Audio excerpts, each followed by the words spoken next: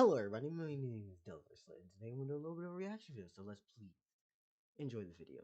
By the way, I'm hungry as a motherfucker, so I'm gonna be eating during this, and I do not give a fuck.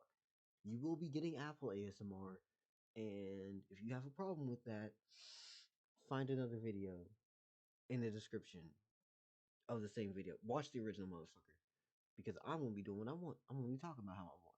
Fuck you.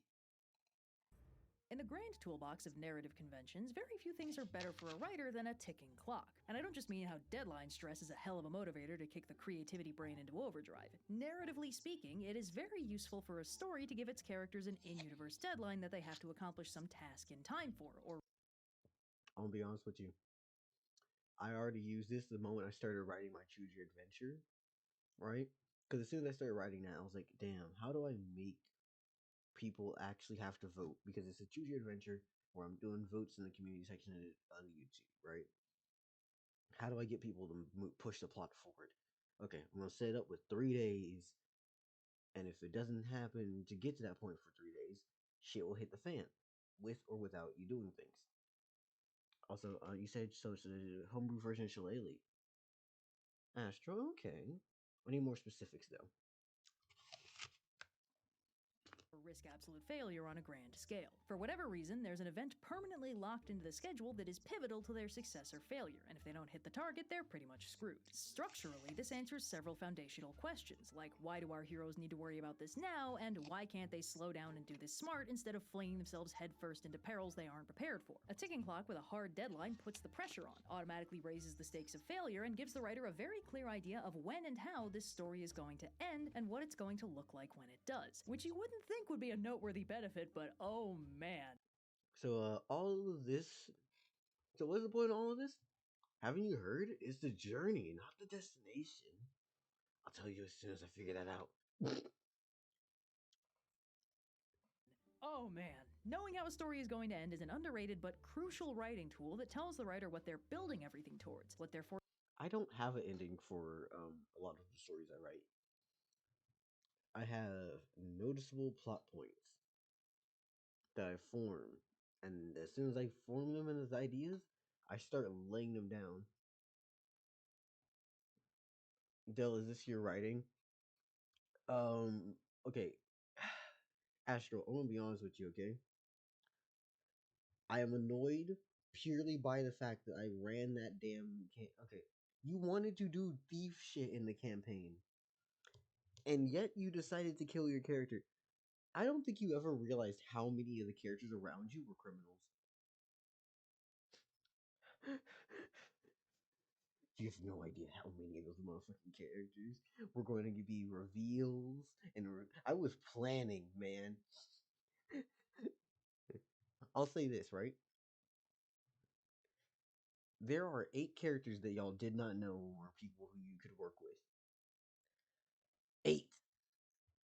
Foreshadowing what they need to plant for their eventual payoff. And while it's not the only thing that a story needs to hold together, we've had a lot of examples in the last decade of stories that had no idea how they were going to end. And a lot of them ended so badly that they retroactively made people hate everything they'd built up beforehand, functionally rendering the entire multi-year effort pointless through no fault of the many participants who poured their hearts and souls into making it come alive. Knowing at least the basic shape of a story's finale is a subtle but vital element to effective long-form storytelling, and one very simple way to lock that in from the outset is to give the characters a hard deadline. And I don't usually do a penultimate idea locked in. Okay, I'm that's a fucking lie actually. Cuz the first story I ever had in mind, I built from the very beginning to the end, arc by arc, but never finished. Actually, I don't think I ever finished past the first page of it. I have all the notes and shit, and it's all written out in such detail that if I wanted to, I could actually fucking write it. Because it's all there. I just don't, because it's fucking long as hell.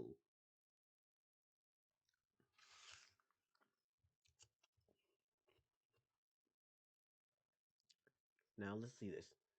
Threshold Guardians, first some ass kicking. Introduce more heroes. Magic Sword. Beat Season 1 villain. Yep. Romantic subplot status. Filler side quest. Being bring back that one bad guy, crushing second act defeat, new gear, training. Oh, we got a little heroes joining. Hero versus hero, misunderstanding. Ah, of course, that's a nice one. That's a nice one. Hero out of commission. Ooh. Resolve someone's tragic backstory. Fuck yeah. And then sold blank something hour.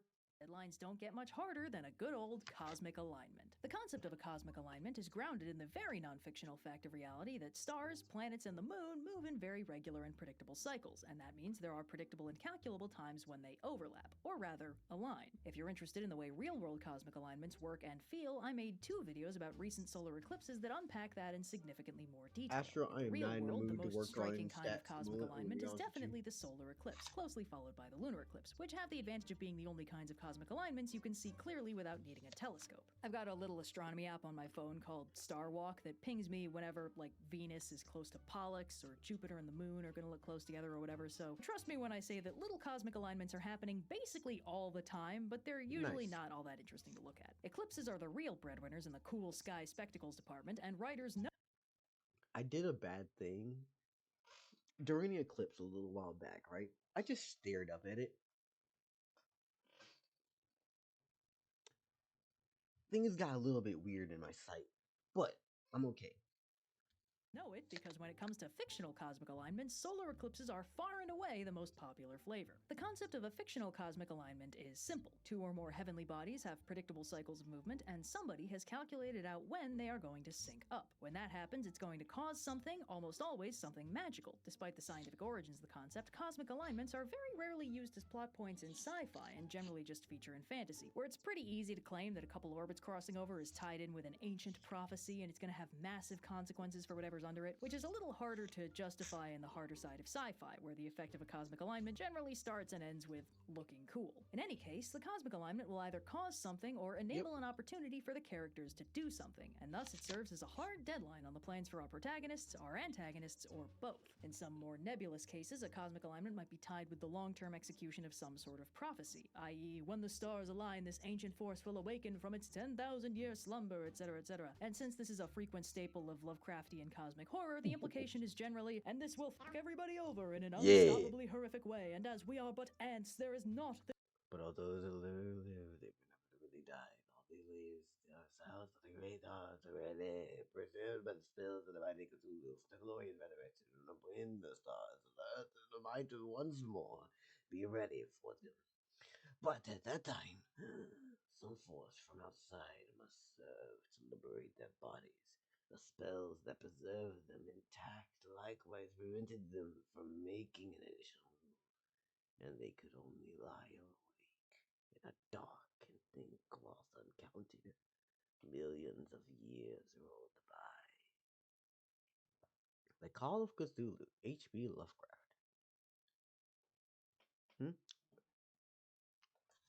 that can be done but wait with souls adread. But in most cases, it's a much more like short-term actionable thing. The exact details of the cosmic alignment vary depending on the setting. On Earth or in Earth-like settings, it's most common for the cosmic alignment to be an eclipse. Solar eclipses are popular triggers for evil magic that powers up the big bad and are only rarely seen in positive contexts, while lunar eclipses are kind of wild cards. Despite the ominousness of a bright red moon, they're not automatically seen as bad news. Earth-like settings can also have planetary alignments factoring into things. If the setting isn't Earth-like, the possibilities for cosmic alignments become significantly more broad. Non-Earth settings still frequently get solar eclipses, just because solar eclipses are extremely rad and not a spectacle many writers would willingly deprive themselves of. But you can also get stories where the setting has multiple moons or suns, and a convergence of those bodies can be very significant. There are also stories where the cosmic deadline isn't stellar or planetary at all. Most things that move in space have predictable orbits, including things like comets, and the close approach of a comet can be used to signal all kinds of weird stuff. Specific meteor showers also usually peak at consistent and predictable intervals, although that isn't as well known, I've noticed. So a story can use a meteor shower as a cosmic deadline if it wants, but it's kinda rare. Meteor The possibilities showers are are pretty regular? much endless, especially if you aren't overly concerned with adhering to the laws of physics. All you need for a cosmic alignment is for 2 or more space objects to snap into a specific arrangement, preferably one that doesn't happen too frequently. And bam! Cosmic Cosmic alignment o'clock. The primary component of the cosmic alignment plot device is its inevitability. It's literally written in the stars. And while the cool thing about fiction is literally nothing is categorically impossible, it takes an extremely high-power character to alter the course of the heavens themselves. Generally, stopping or altering a cosmic alignment is inconceivably far above our protagonist's pay grades. So whatever the cosmic alignment does is going to happen when it wants to happen. And the only thing the characters can do is prepare for it, find a way to loop it into their plans, or broadly deal with the consequences as best they can. As a side note, you do sometimes get powerful characters, usually villains, causing artificial cosmic alignments, typically fake eclipses in service of some kind of eternal night scheme. But weirdly enough, that's a completely separate kind of trope to the cosmic alignment, and is basically just a special effect applied to the big bad's inevitable big plan. I really like Troll Hunters. And in all aspects, I will say this. Troll Hunters is a beautiful, amazing series. Except for the fucking movie. Fuck that movie. That movie is ass. Anyone who disagrees with me, I personally need to talk to you just so I can understand what's wrong with you. A real cosmic alignment happens with or without the input of the characters, and while it may present a unique opportunity for some sort of extremely powerful magic, it cannot be commanded or controlled by any of the characters aiming to harness its potential. Now, this is a pretty flexible structure. One could even argue it's surprisingly vague. And that's for the simple reason that what exactly the cosmic alignment does is completely up to the writer. It is a blank Mad Libs line with the instruction, pencil in the climactic thread of your story here. A cosmic alignment in the real world. Cosmic alignment. Chekhov's gun. And guess what? While, yes, the cosmic alignment is the Chekhov's gun, right? It mainly functions as the trigger. The gun's actual construction is up to the writer, and what's fired from it is also up to the writer.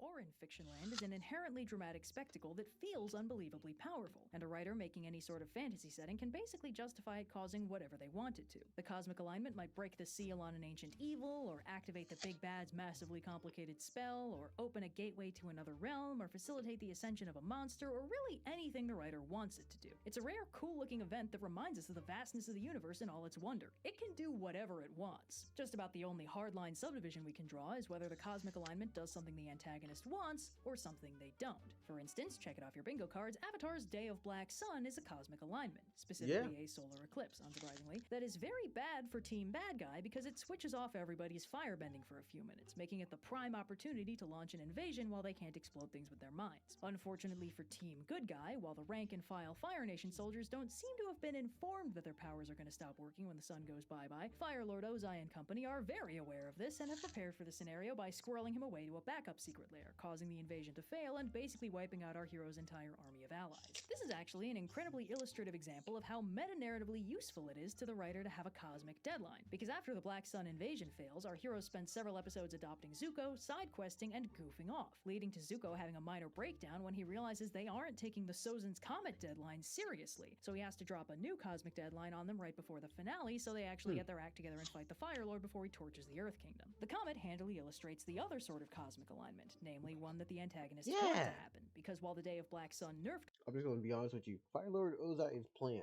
well, yes, it's stupid. Visually, it's fucking pretty. all the firebenders, Sozin's Comet is going to buff them for big extra damage, fuck-off making fire it a that just very unideal time for our heroes to the try to earth? fight them. Or rather, unideal from the perspective of the heroes, but perfect from the writing angle that'll make the final conflict significantly more perilous and exciting than if they just beat the Fire Lord when he couldn't fight back. Which actually leads into a much more broad-scale writing principle that the unsubtlety of the cosmic alignment trope kinda exposes, much like how the corona of the sun only becomes visible when the moon obscures the disk. I've previously discussed the unspoken plan guarantee, which is the principle that a plan the audience has seen explained on screen is guaranteed to fail, while a plan that the audience hasn't already been told stands a much greater chance of success. It's technically a trope, but it's more of a consequence of some much more deep-seated rules of storytelling, namely that it is boring to see the same thing play out twice. When the unspoken plan guarantee is violated, the end result is the audience sees something they've already had explained, which is redundant and kind of weak in the execution. Similar to that concept, the hidden writing principle that the cosmic alignment reveals is something I like to call the endgame inevitability. The endgame inevitability decreases decrees that the villain's complex multi-step plan cannot be thwarted until the very last minute, when it is in its final stages of completion and all preparations have already succeeded. If the villain's plan requires that they collect a whole set of MacGuffins, they will successfully do that, and the hero's attempts to guard or hide them from the villain are guaranteed to fail. If the villain is concealing their full power behind transformations and power limiters, they will not be defeated until they have revealed their final form and probably a secret bonus form after that for good measure. If the villain's plan hinges on the day of the cosmic alignment for its final culmination, they will succeed in. Now I want to write a story purposely to fuck with this trope on the idea of the villain has failed and has had the heroes get everything that they wanted. And the villain just keeps going after MacGuffin after MacGuffin on purpose. So that when the heroes have taken all the MacGuffins, put them in their superhero layout headquarters, right? The villain just walks in, grabs all of them, and says, "You just gathered them all for me.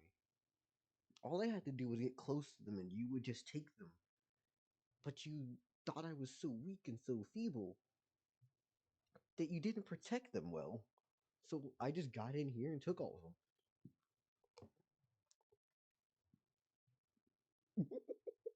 That'd be fucking neat. Here's a gun, take your best shot.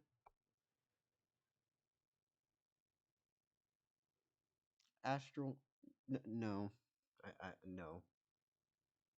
Again, I'm not going to. There's a lot of things I don't have energy for.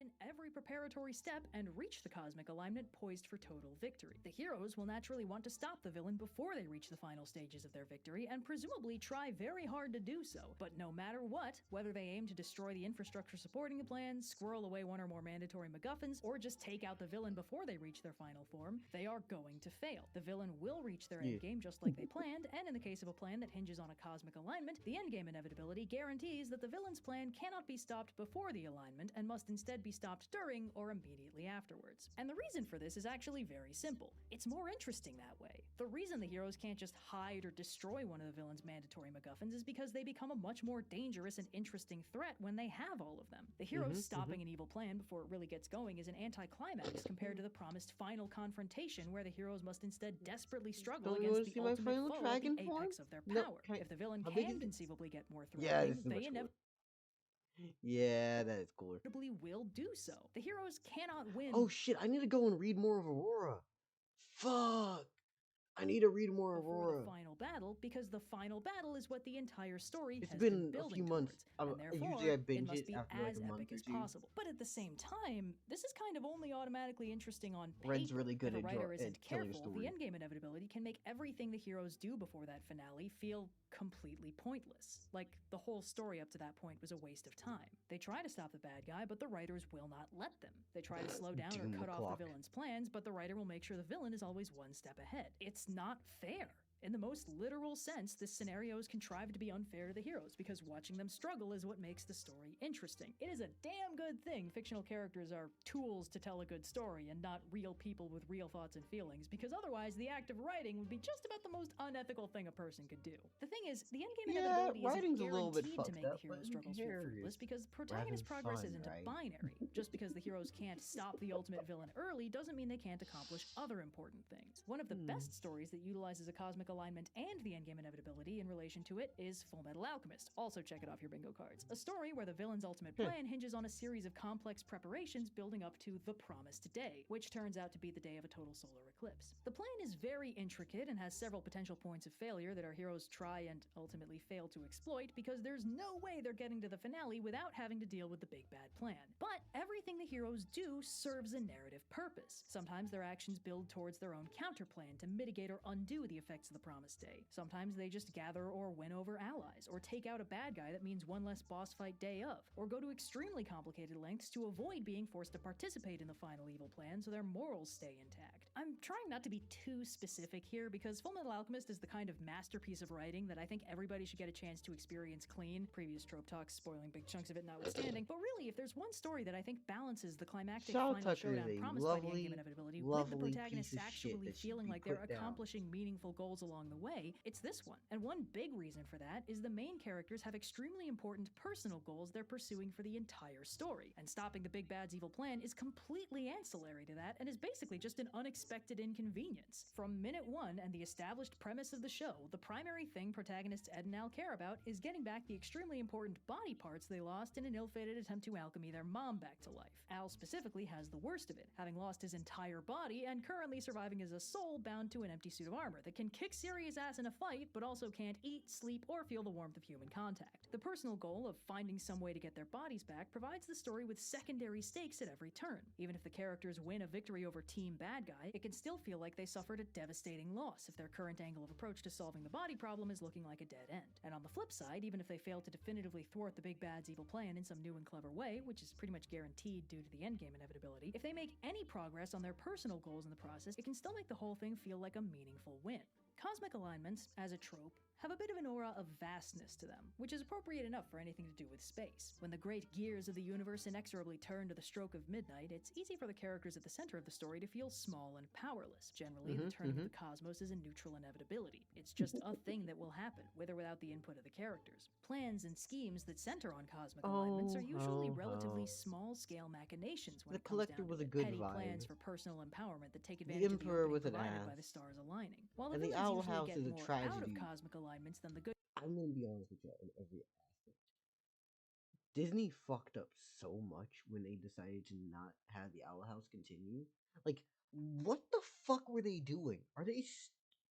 This is what like the second I knew that Owl House was being like not allowed to continue was the moment I went, y'all are just allergic to money. Y'all have ran out of ideas.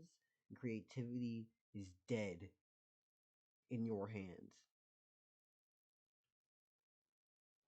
Watching what was effectively called season 3, right? I saw so many moments and times where I was like, that would have been that would have been a full episode. That was a plot point for this character. This character would have had a time with this one.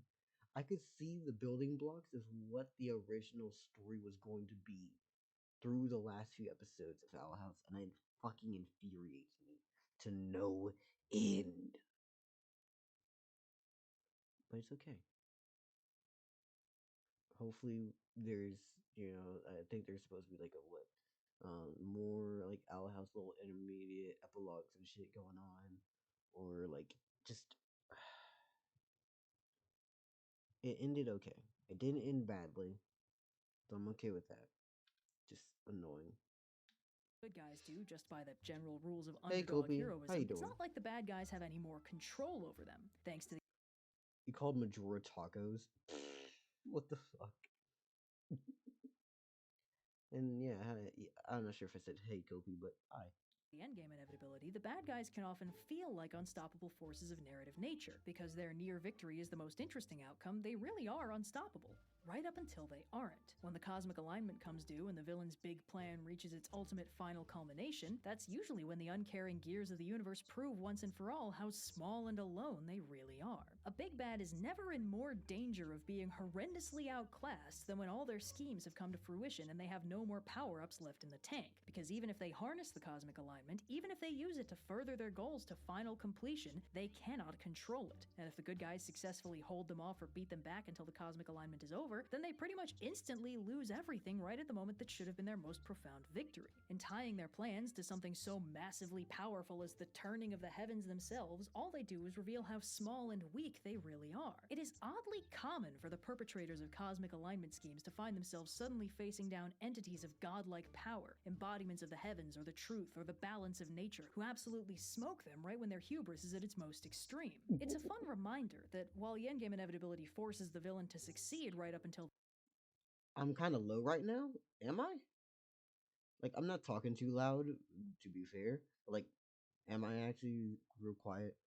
If so, I can be louder. It's just, I was chilling. It's kind of like a 12 a.m. stream. But yeah.